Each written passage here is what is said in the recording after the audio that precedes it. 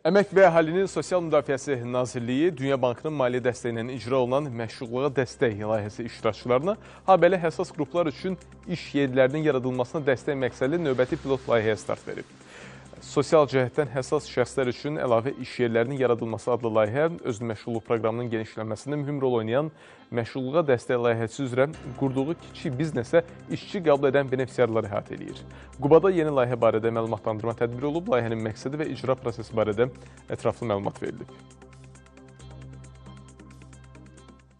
2022-ci ildə mebel çexin üçün özüm üçün avadanlıqlar almışam və hal-hazırda da işləyirəm, fəaliyyətimi göstərirəm. Təşəkkürümü bildirirəm ki, yəni bu 2 dənə layihədə də qalib olmuşam. Belə dərzi kimi evdə fəaliyyət göstərmişəm 10 il, amma sonradan məşğulluğun belə bir proqramı olmağından xəbərdar oldum və müraciət elədim. 2022-də təmin olundum avadanlıqla və çox razı. Bu avadanlıq mənim üçün çox əlverişli oldu.